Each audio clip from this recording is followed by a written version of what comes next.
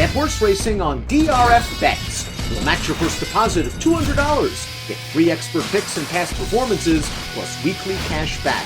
All from Daily Racing Form, the most trusted name in horse racing. Dan Illman, Mike Beer, taking a look back at the Holy Bull Stakes on the 2023 Road to the Kentucky Derby for this edition of Kentucky Derby Prep Recap. The Holy Bull, of course, at 1 1/16 at Gulfstream Park. It was contested on February the 4th, and trainer Bill Mott's hot roll continues. We break from the gate in the Holy Bull. Keep an eye on the horse breaking from the far outside. That's the number 8, Rocket Can. Tough post position going 2 turns at Gulfstream. He overcomes it under Junior Alvarado. Yeah, he does. He actually does get caught wide, basically around the track, though, Dan, from that outside post. But Junior, went forward with him, and you could see he's not sending for the lead, Dan, but he's not taking back either. He's just going to be content to sit 4 wide around the track here, and Rocket Can is going to stay on very effectively through the stretch.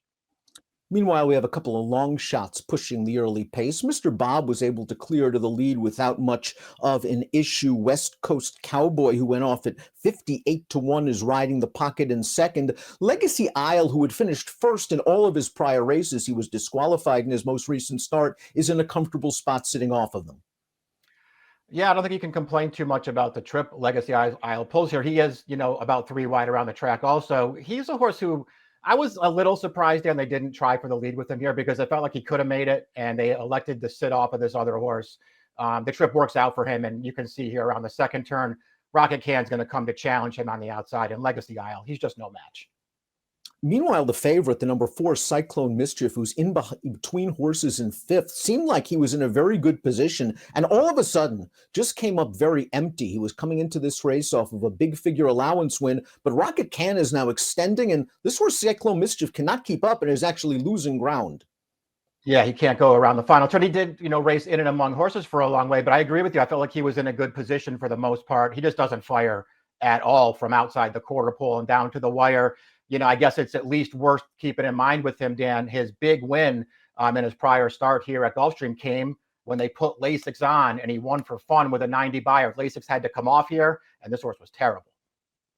Rocket Can, very professional in the stretch. Once he made the lead, his uncoupled stablemate, the long shot Shadow Dragon, made a nice run at him on the outside, but Rocket Can seemed to be always holding that horse at bay. We'll talk about Rocket Can in a little bit. Let's talk about some of the also-rans. You mentioned that you were a little bit surprised, and I was as well, that Legacy Isle, the 4th place finisher, wasn't a bit more aggressively ridden, but like you, I thought he had a perfect trip. Maybe the connections were concerned about distance. This horse still has an issue with lead change problems. I don't see him right now as a Derby threat. I prefer to see him actually cut back to 1 turn. Yeah, you're not going to, give him a big excuse for this race, Dan. He was slow on the way in to this Holy Bull, and he's slow on the way out. And even though they didn't get aggressive with him early, he still had an overall pretty good trip in here, and he was just no match. Lord Miles, I still think there's something there. He didn't do a lot of running in this race, but boy, Mike, doesn't he still seem green? He didn't break very well. To me, I thought he ran in spots in some of this race. I'm not saying that this horse should be on anyone's top 10 of Kentucky Derby contenders, but maybe we'll see him later in the fall emerge as a decent sort of horse. Certainly too early to give up on this horse. It's only his 3rd career start. He'd run pretty well, I thought, in his first 2 races. Not nearly as good here, just saved a lot of ground here, Dan, sort of off the pace, never made any kind of serious run at it, and it was a no factor through the stretch. He didn't finish that well. This was also his 2-turn debut. Yeah, we'll see. Obviously, he's a horse that you want to at least keep an eye on for a little while, but he's got to get faster, and he's got to do it quickly. While Shadow Dragon was dismissed on the tote at odds of 34-1, we talked about in the preview how interesting it was that Mott picked this spot, since this horse is still eligible for a New York-bred first-level allowance, and they run plenty of those at Aqueduct, and Mott's faith in this horse was justified. He gave a really good effort. He read pretty well in here. I agree with your take, Dan, and through the stretch of this race, he was never really catching Rocket Can, but he still did a lot of good things in here, just sort of outrun from the start. He was trailing this field for most of the way.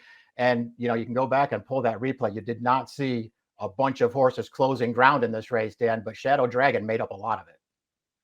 West Coast Cowboy, we saw pocketed after showing decent early tactical speed, and he basically just ran around there and finished third. But the fact that he finished so far ahead of everybody else in this race, is that an indictment on everybody else, or is this horse finally slowly figuring this thing out?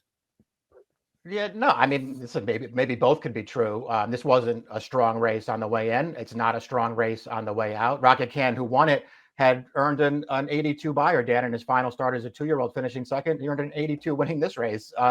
Nobody really ran that well behind him. And West Coast Cowboy, more than anything else, parlayed a really good ride from Edgar Zayas into a third place finish.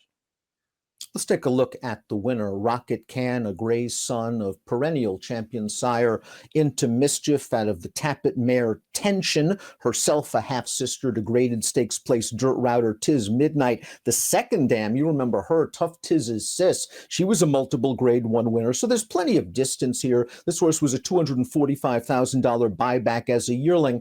But as you mentioned, Mike, this race came back very slow. Only an 82 buyer speed figure. We mentioned on the way in that the big guns down in South Florida seem to be skipping this race in favor for upcoming events like the Fountain of Youth. Yeah, that just didn't pull any of the top 3-year-olds here. And that's, not necessarily an indictment on Rocket Can. He hasn't really done that much wrong, especially since Mott has stretched him out in distance. It seems like that's what he wanted all along. He's gotten better since they've stretched him out. And he won this race, fairly convincingly off of a wide trip. You're out there at Gulfstream Park sometimes. That can just be the worst trip possible, carrying all the ground on this racetrack. But he managed to do it. He won pretty comfortably at the end. He just needs to get a lot faster. You took the words right out of my mouth. While this race did not come back with a very strong buyer speed figure, Rocket Can's win was visually appealing, wide off of a fair to moderate pace, and then finishing home in a professional manner. Mott says that Rocket Can and Shadow Dragon, one of the two likely to return in the Fountain of Youth where the waters get deeper. Taking a look at the prices for the Holy Bull Stakes, Rocket Can, the 5-2 second choice, wins and pays $720. Shadow Dragon at 34-1 completes the all-mod exacta, and West Coast Cowboy really makes your trifecta. He went off as the longest shot on the board. Rocket can do in the Holy Bull. It was a nice effort, and this gray might be on to bigger and better in races like the Fountain of Youth.